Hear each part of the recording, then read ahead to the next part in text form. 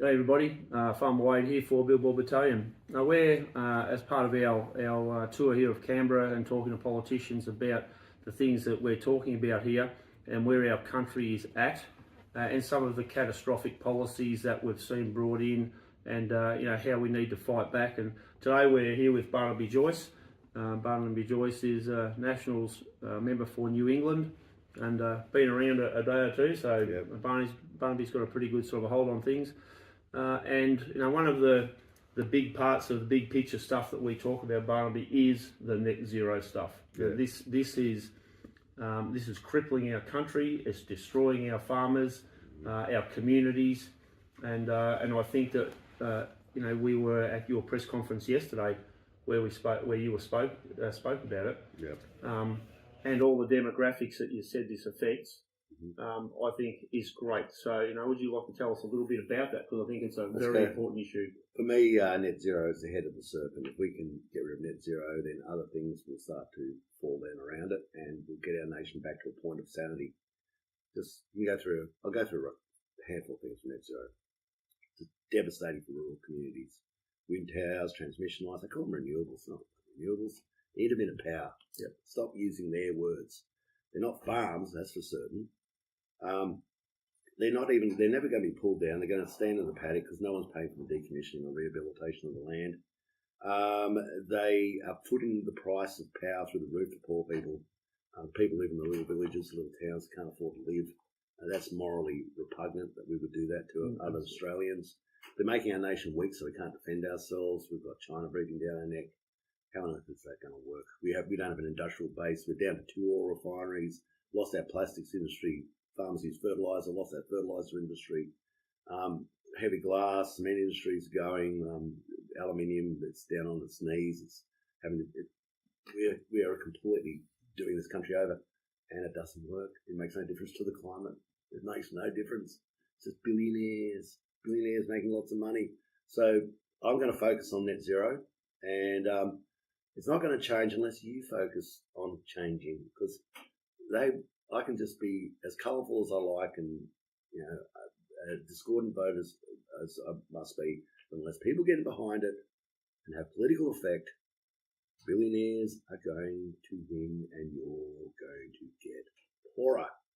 Exactly right. So, I know, we do a lot with regard to this renewable garbage all over Australia, and what the common denominator is that a lot of the people who get sucked in by this, when they actually read the contract of what it does to their farms with all the caveats and with all the exclusion zones into their neighbours' places and so on, and then the big ticket item, of course, is for example windmills. When these things are had it, there's no guarantee. The farmer's got to pull there. There's no guarantee of anything, Barnaby, about who's going to be left with the bill. The farmer. I'll tell you, who's left with the bill. The farmer's left with the bill. 2 years ago, Andrew Dyer, who was the ombudsman, Labor Party ombudsman, this is not me, mate, he said $600,000 to decommission one structurally sound one, 1.6 million for structural imperfections. That was 2 years ago. So you're talking multiple millions per tower to decommission them. That means the farmers are going to have negative equity on their place. The banks will take that into account. They'll start depreciating the value of your land on your valuation as to what they can lend against. And some farms will have negative value. There will be greater costs to clean them up than what the value of the property is left. So you're not leaving your children an endowment. You're leaving your children a massive debt.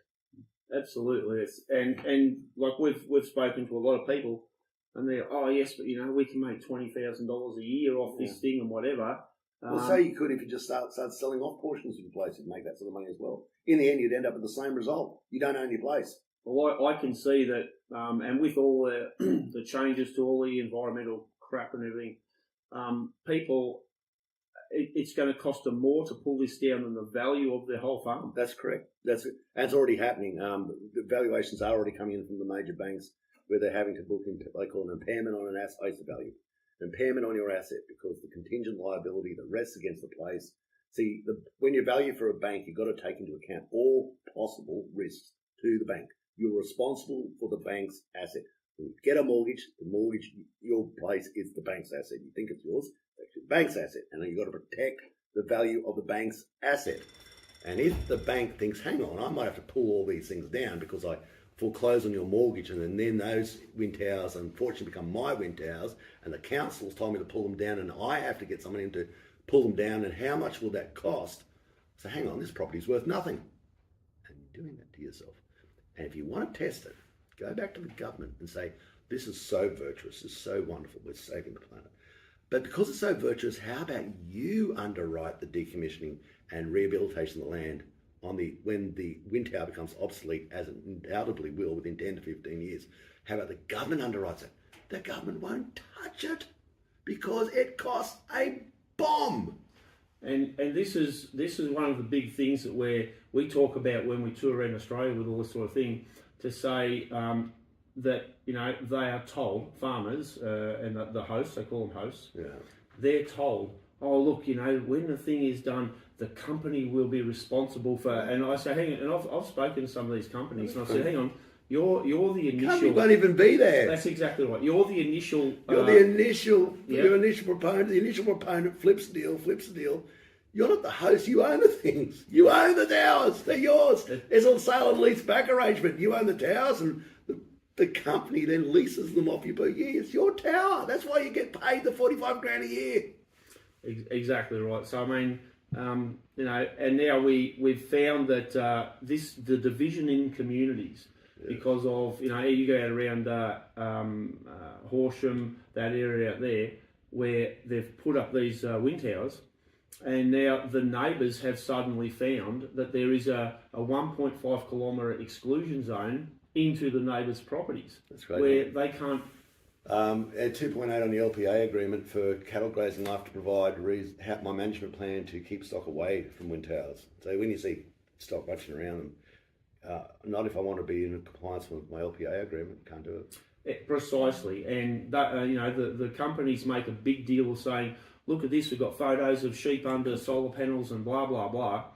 But then, you know, the declarations that you have to do. 2.8 on the LPA agreement, you have to come up with your management plan to keep stock away from wind towers and solar panels. I imagine it's because of bisphenol A and microplastics. One blade loses about 50 kilograms of microplastics a year. That's one. You've got three. And they've got a direct correlation between that and Alzheimer's disease. They're crossing over from your blood into your brain. Yes. There's been you can just Google it. Reports are out there. People, I believe, walking around with about a teaspoon of microplastics in their brain. And the concern people have with that is Alzheimer's disease. And we just don't, and we've had things like PFAS in the past. And we don't know whether bisphenol A today is the PFAS of the future. Yes, exactly. Yep. And so people do logical things that they have to. They say, well, the best way to avoid this problem is just not let stock graze around them for human consumption. And that's precisely what they're doing. So, as I see it, what I think we're going with this is this incredible push by people and politicians who really don't know what they're talking about to get to this ideological, renewable energy garbage. But in the meantime, in the background, I think what is so serious is they're blowing up the coal-fired power stations. You know, you want to completely hand the security of your nation away, throw it, kick it out the door. That's how you do it. Yep. Thank you. Okay. All right, mate. Well, look, thanks very much, Barnaby, for catching up, and we'll be in touch again and keep up to speed with where you're at with your. Well, you'll all see it's on the television. Everybody's got to do their part. Well, we're trying to promote the politicians speaking about this, so the people who watch this can say, oh, it's not just some bloke from the bush. These are the politicians in Canberra who make the laws and everything. Now they're talking about this. So thanks very much for that. I much appreciate that. It was great to be at the press conference yesterday. My pleasure. All the best with it, Barnaby. Thank you.